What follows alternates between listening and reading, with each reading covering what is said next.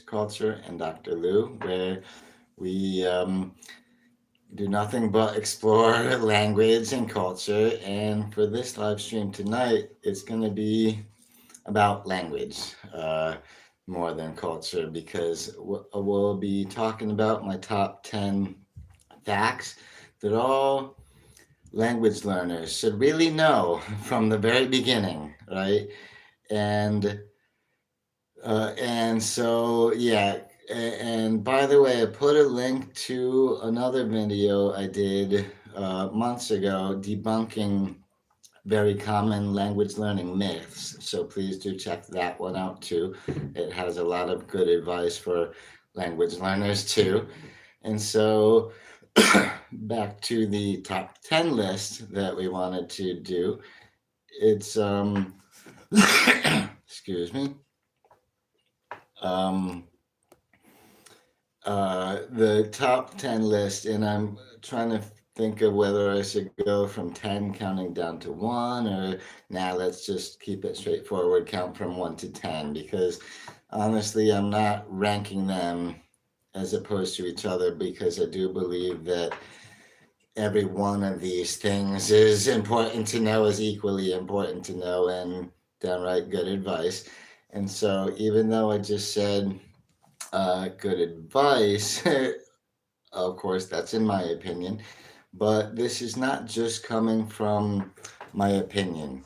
This is also coming from a lot of research on language acquisition, a lot of the knowledge brought together by a lot of specialists in language acquisition, as well as the um, experiences of effective language and all that. So, again, please stick with me for all 10 of these because, again, it's very much,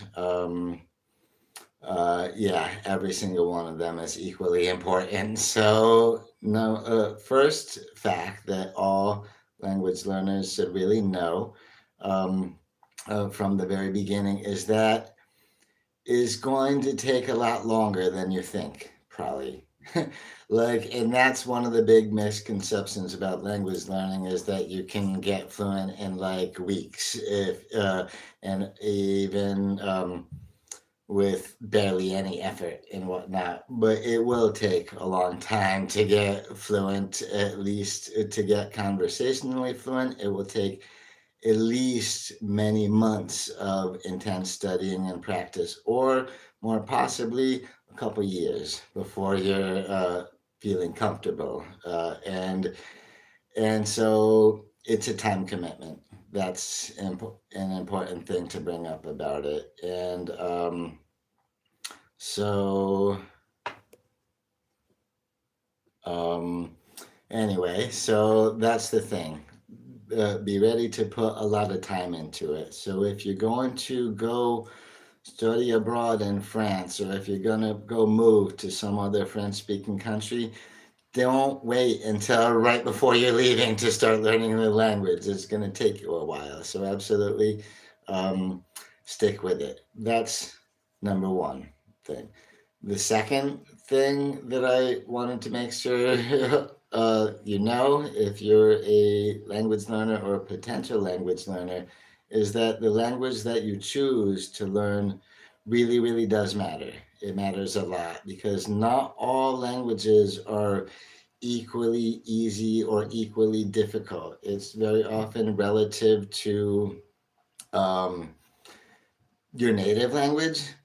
And so, languages, when you're choosing to learn another language that's a little more closely related to your own language, then it's going to be a lot less hours of work and a lot less difficult at it. And that brings to mind there is the Foreign Services Institute. The United States has a Foreign Services Institute. That's the people who they do a lot of research on languages and they train our American diplomats in other languages and all that. So they have just devised a scale of different languages depending on it will can fall in categories 1, 2, 3, or 4. And category 1 languages and they're categorizing them as far as how much time and effort it will take to learn for a native English speaker. And so languages that are other Germanic languages like Dutch and Afrikaans, those will be easier to learn for English speakers. And a lot of Romance languages are pretty easy to learn for English speakers because English has so much Latin and French in it, especially. So we had a lot of shared vocabulary with Romance languages. Um, and so that, and I'm not just saying you should only try to learn the easier languages, right? Because it's very, it's important to learn lots of languages. Like a category four language, the most difficult ones to learn, for example, come to mind Mandarin or Arabic is one of them. I believe that even uh, Ukrainian falls into this. So there are very good reasons for an English speaker to learn some Arabic and or some Mandarin. That brings you that opens you up to a whole big world of millions and millions of people that you can communicate with. But you should adjust your expectations as far as how long it will take you to learn the language and how difficult it will be if it's a category one language like a Germanic language or a Romance language. Um, according to that same Foreign Services Institute, you can arrive at conversational fluency after anywhere from 750 to 700, I mean 650 to 750 hours of study, along with some other practice, of course. Um, Whereas a language like Mandarin, that will take you more than 2,200 hours. So you need to adjust your expectations based on how closely related the language you're learning is to your native language, or how distant it is. So that will make a big difference. So choosing a language is a very important part of it. And so, if you want an easier language, yeah, go with something a little more closely related to your own language. But this brings me to another reason why the language that you choose is really matters, which again is the second fact, second top 10 fact. It's because also having a clear reason, a clear motivation to learn the language. It matters a whole lot more than whatever method you choose to use it because again learning a language is a big time investment.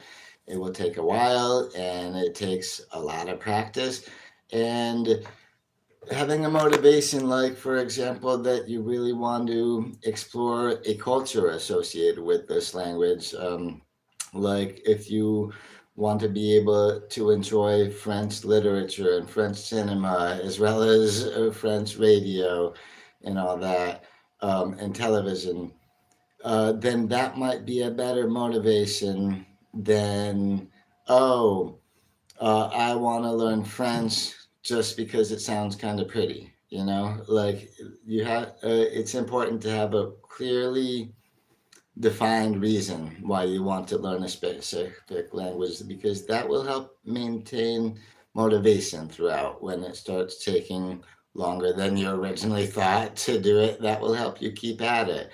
And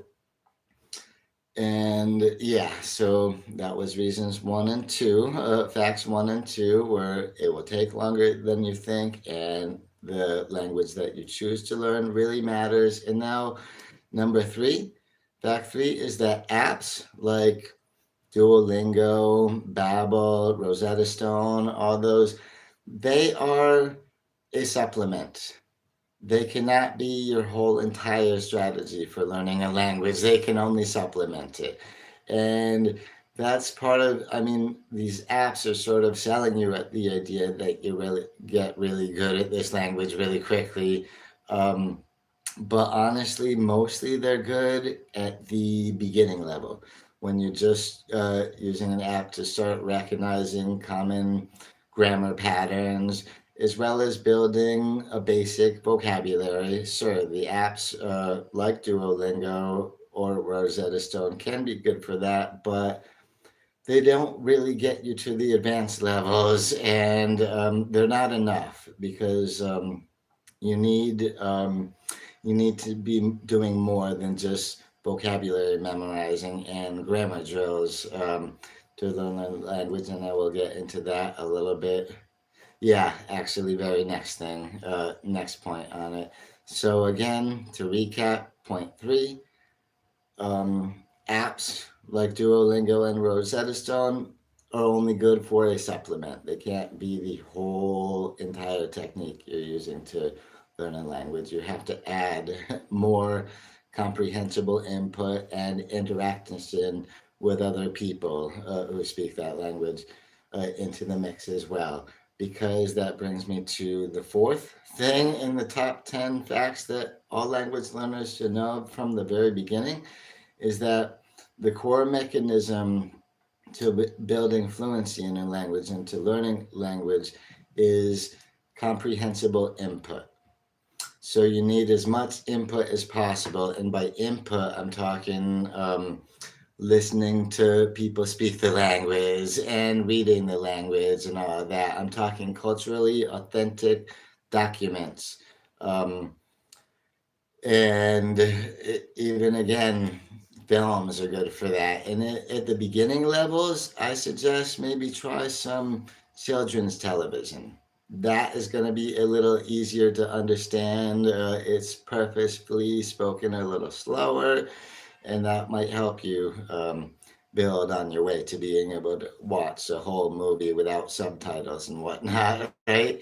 Um, and so the comprehensive input, that's so much more important for gaining fluency than memorizing vocabulary lists or doing grammar drills. So once again, apps are not everything that you need comprehensible input. And that brings me to there's this in language teaching, we have this um, general principle of I plus one, exposing people, giving them input of plus one. I being that's around the level where they are at right now, whether it be a beginner level or intermediate level, um, plus little more, a little thing on top of that to help them keep learning, keep adapting, keep being able to understand something first, because that's important. Um, you need to learn comprehension pretty much always precedes production in language. So you need to learn how a word sounds before you're going to be able to pronounce it well, right? For example. And no, so comprehensible input, which means this will take a lot of time to get a lot of input, which brings me back to the first point. It will take longer than you think. Um, and again, authentic documents from real life native speakers. That's very important, which brings me to another thing that's not really one of the top 10 um, facts, but it's also important to bear in mind that language learning is also cultural learning, because what's the input you're getting? These are going to be from, let's say you're learning about foods. It's good to be looking over menus from actual restaurants and things like to get not just how a textbook says to use the language, but how real people are actually using the language.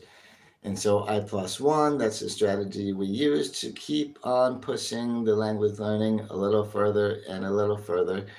And so that's it.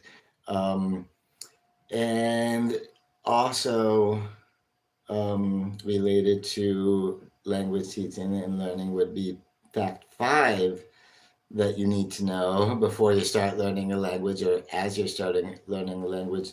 Um, Making mistakes and speaking badly is part of the process.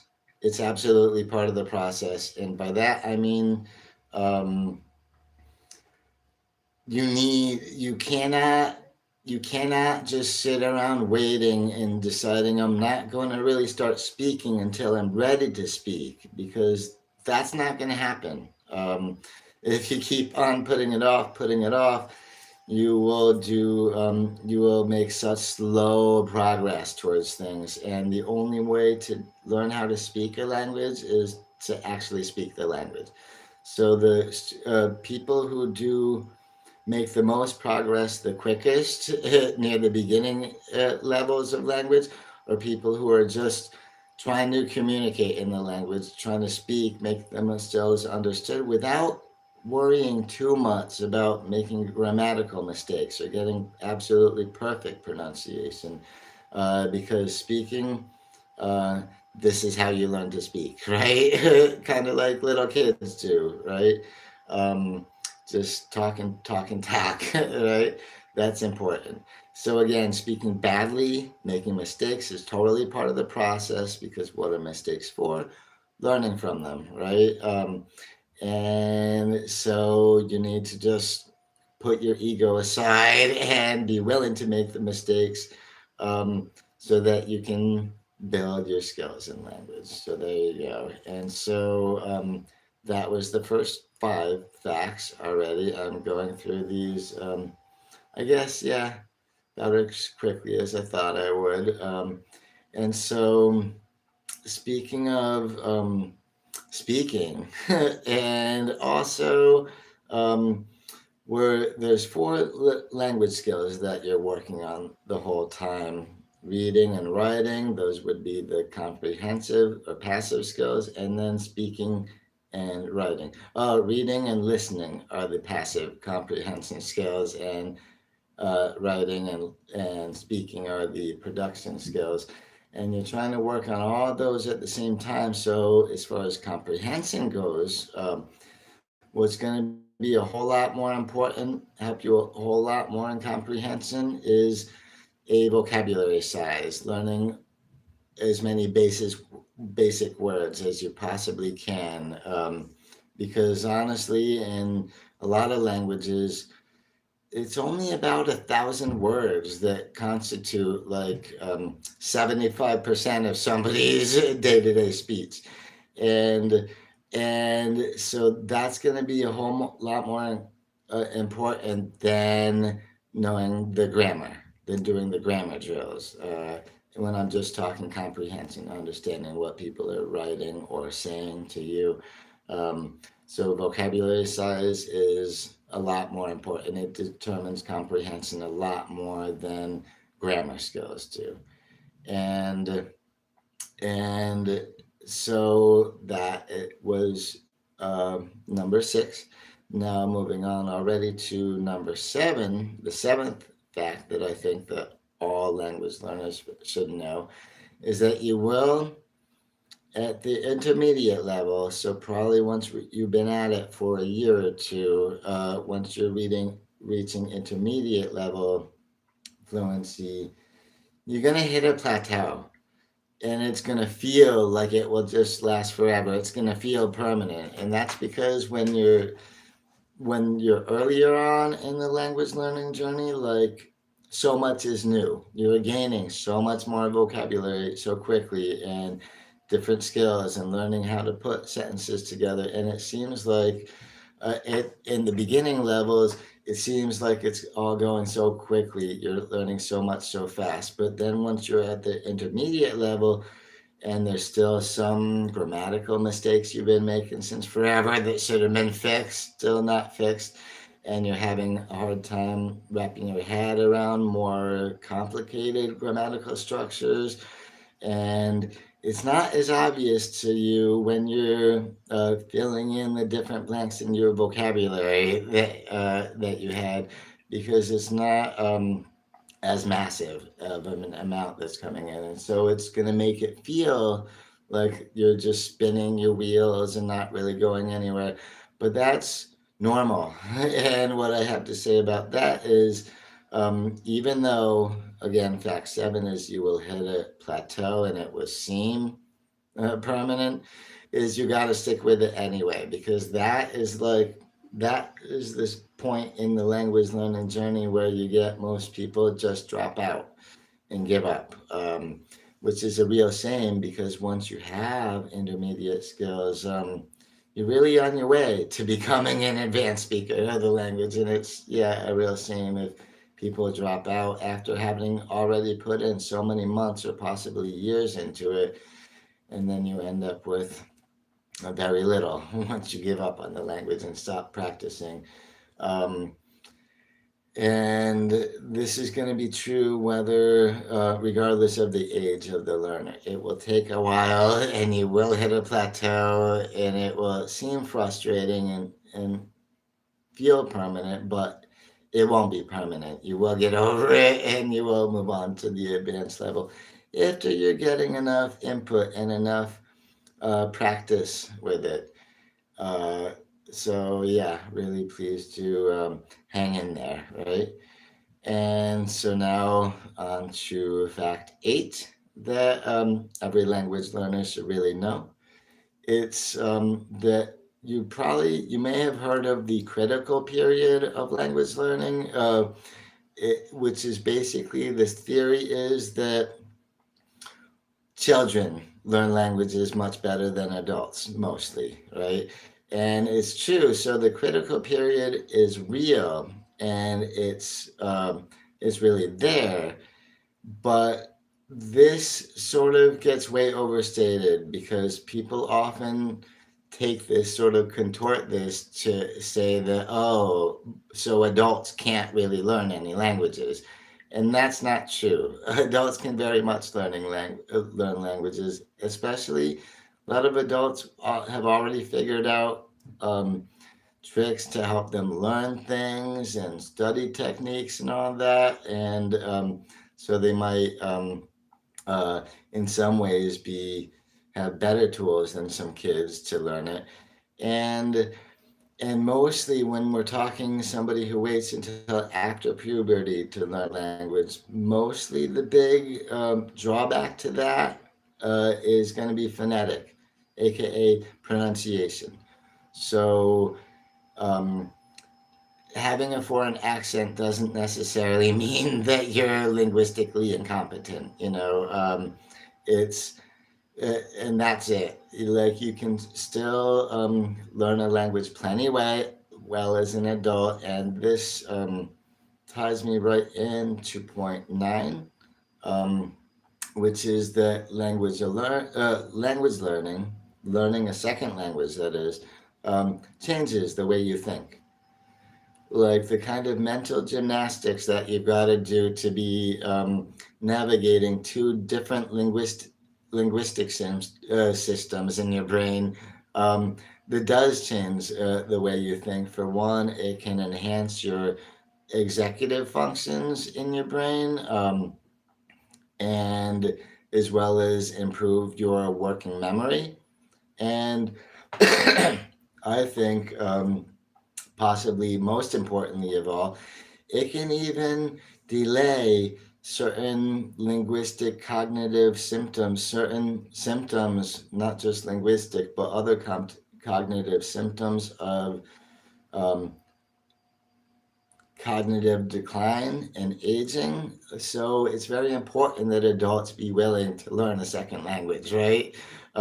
If it can help put off dementia for you a little while, I say that's a good motivation to try to uh, learn a language anyway. So, yeah, so that was fact nine, is that learning a second language changes the way you think, and it will actually improve the functioning of your brain in plenty of ways, including memory and again decision making and extra executive functions, and especially if it's a logical analytical language, but really any language, having more than one linguistic symptoms that your mind is navigating through, is going to help you have a slightly healthier brain than only having one linguistic symptom. Anyway, so that's that.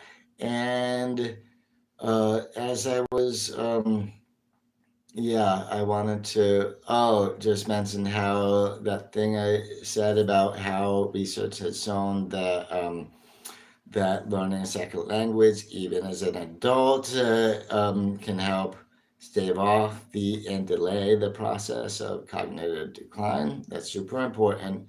Uh, and one reason why I said at the beginning of this that please stick around for all 10 reasons because they're equally important, is because reason 10, consistency is important, meaning study or practice daily, every single day. Because part of what's um, key to learning language well, learning a language efficiently, is what we call spaced repetition. And so practicing daily gives you that spacing and the repetition and the spacing involved. It's really combining those two elements to help be good. For example, if you study a language for 30 minutes a day, every single day, so that makes 3.5 hours a week altogether, right? If you study for 30 minutes a day, every single day, you are going to make a lot more progress than somebody who studies for 3.5 hours, but only on the weekends, for instance. Hello, how's it going, John? Gen X. Nice to see you here. And anyway, so consistency is again super important because learning languages, spaced repetition is key. And that spaced repetition, please do combine this with comprehensible input, meaning actual uh, documents and media from real native speakers. Absolutely. Um, I'm glad that I'm glad that you agree with the consistency thing there too. It's super important, right? Because well, I think part of why consistency is so important is because language learning is applied behavioral adaptation, which is like going on a diet or learning to play a musical instrument or learning a new sport. Like any of these things, you have to be consistent in your behavior and in your repetition of it, or you will probably fail at them.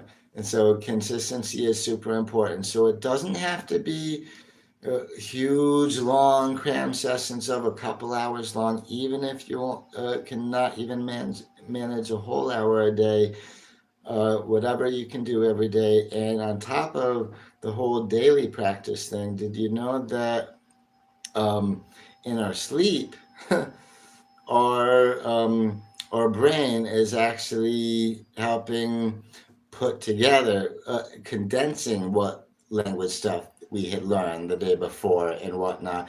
So sleeping actually helps a lot in between them. So daily practice means you'll be getting an optimal amount of sleep while your brain is really working through the language together. And we all know that our unconscious and subconscious minds are very powerful. Anyway, so there's that. So that was all 10 things, and I do have a few more to add to that. But just to recap, the 10 facts that all language learners should really know were: number one, it will take longer than you think. It takes years in most languages to get really conversational fluency. And number two, what language you choose really matters for two reasons. One, because however closely it is related to your native language or not, will help you adjust your expectations as far as how long it's going to take to learn this or how hard it's going to be, right? So that's important too. And the other reason why the language that you choose really matters is because if you have a um, clearly articulated, a very clear reason for why you want to learn this language, that's going to help keep you motivated. It's going to be so much more important than whatever language learning method you're using, right? Keeping up the motivation. And that will help reinforce the consistency and daily use of it, right? Anyway, so there's that. And so the third fact is that apps like Duolingo and Rosetta Stone are just a supplement. They are not going to entirely, they cannot be the entirety of the method of language learning that you use because they don't provide enough interaction with other language learners or language speakers to get all the comprehensible input that you'll need. And they can actually help you work at the beginning level of it and get some basics down, but an app alone is not going to do the trick. Sorry to say. And that brings me to, again, comprehensible input. Number four, comprehensible input is the core mechanism through which we learn fluency, through which we gain fluency in languages. So get some real documents and real media from real live native speakers to hear and see how people really use this language, not just what the textbooks are saying. Um, and oh, hi, Sunshine. Nice to see you here too. Um, yes, and I agree that Duolingo is more like a mobile game. It's helpful, but not. It won't teach you the language on its own. Yeah, that's absolutely right. An app like Duolingo. I like Duolingo because it does work the grammar patterns and stuff. And plus, it's free, right? That's important. Uh, you don't want to, yeah, start out with something free before you really take the plunge and are gonna commit to the language before you drop a bunch of money on it. No. But anyway, yeah, and so number after apps are a supplement and not and not the whole solution to your language learning situation is again then number four was comprehensible input is super important. Think I plus one. Always take yourself just one step further up so that your language you can be exposed and learn new things all the time. And then again, number five was that speaking badly is totally part of the process. So put your anxiety at home and be willing to make mistakes because you make so much more progress so quickly that way. If you're willing to make mistakes and speak badly, because that's normal. And who will not make so much progress so quickly are people who just won't speak because they want to wait until they're so-called ready to speak. Because again, that's not really a hump you're going to get over. And again, the only way to learn to speak a language is by speaking the language.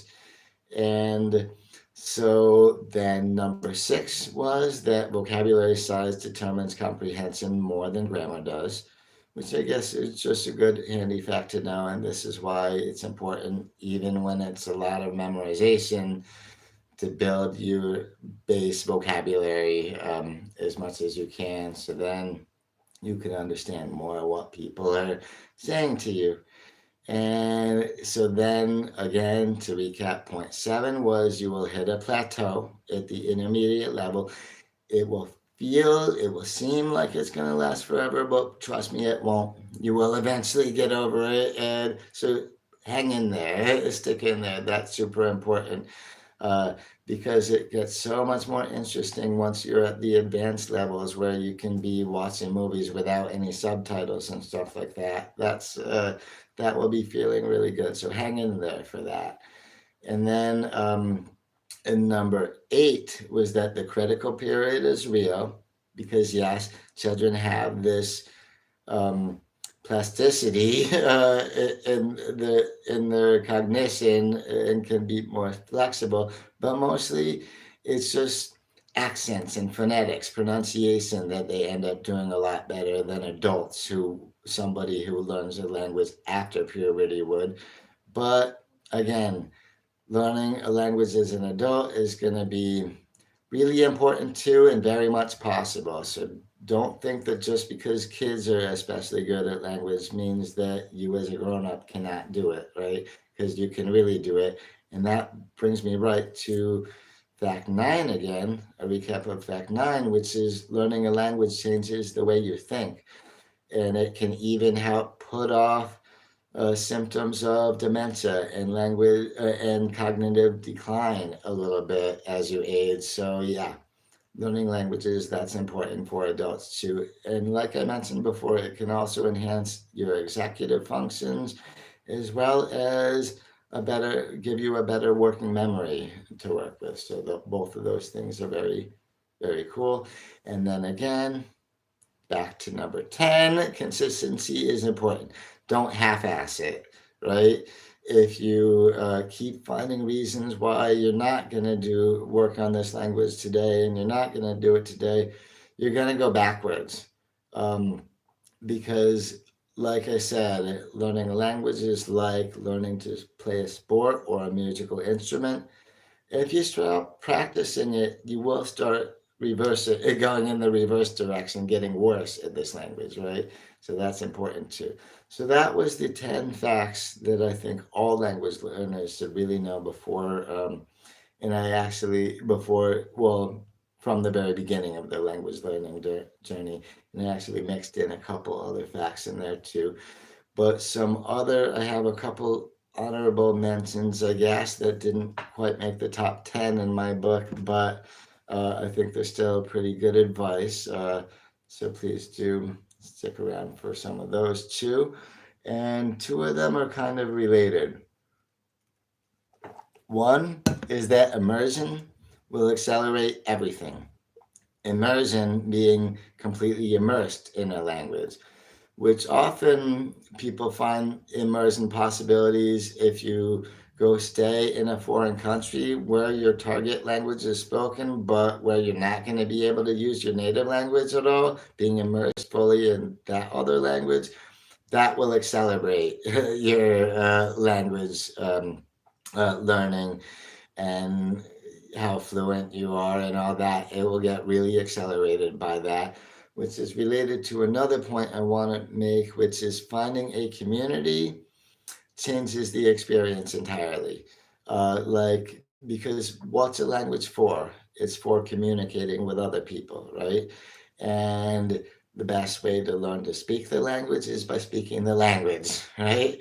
And finding a community, meaning whether if you can find native speakers who will speak this language with you, fantastic. Or maybe you can find other language learners who have an interest in speaking that language too, because you need practice. And this brings to a separate point,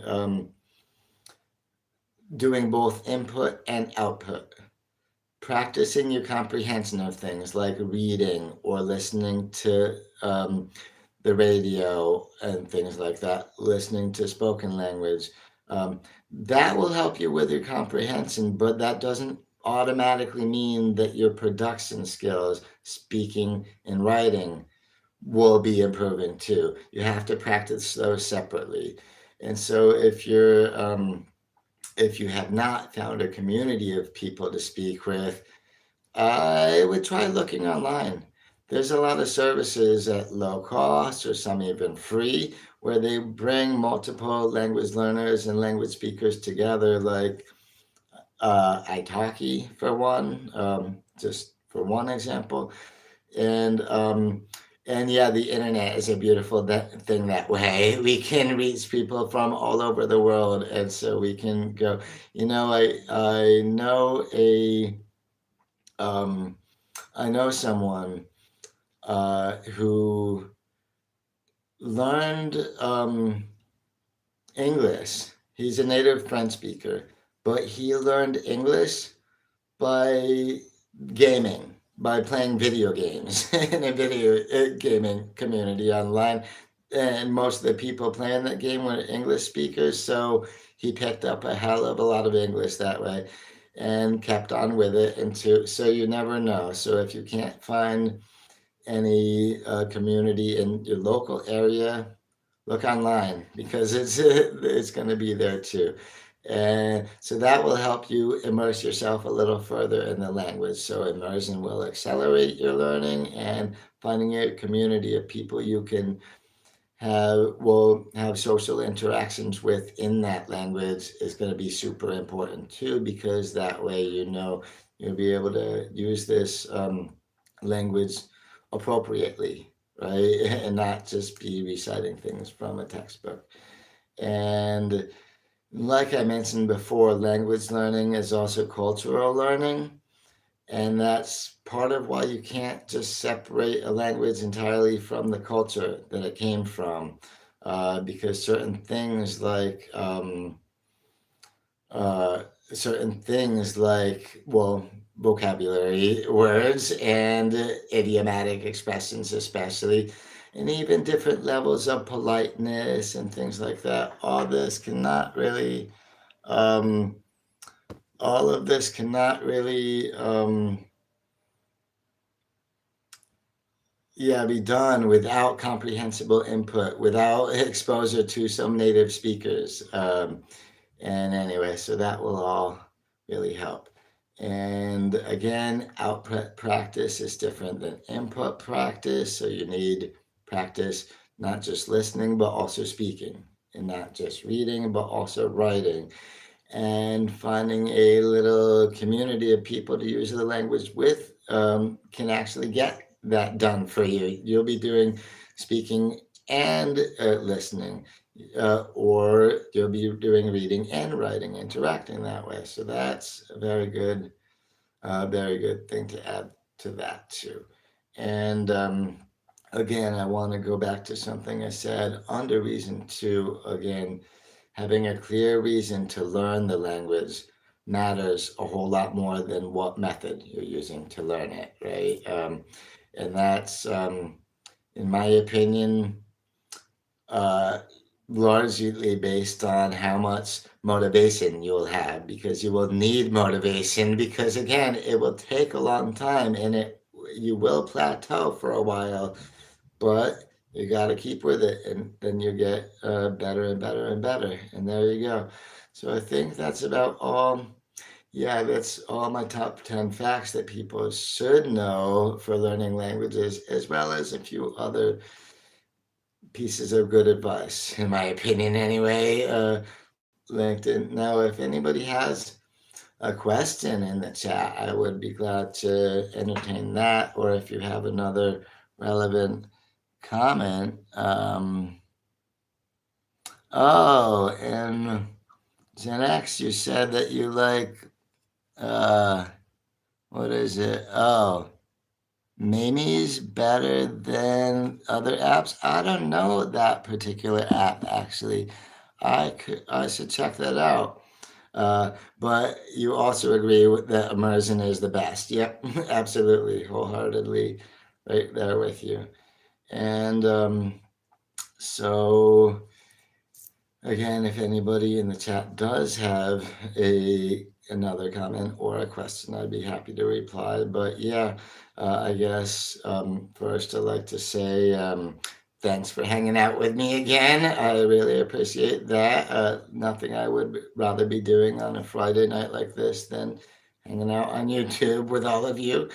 And yeah, and since I don't see any more questions or in the chat, I think we can call that here. And again, I put a link to a video where I debunked a few really common language and learning myths, and so you might want to check that one out too. And yeah, and I guess that's all I got to say for now. So thanks again for hanging out with me.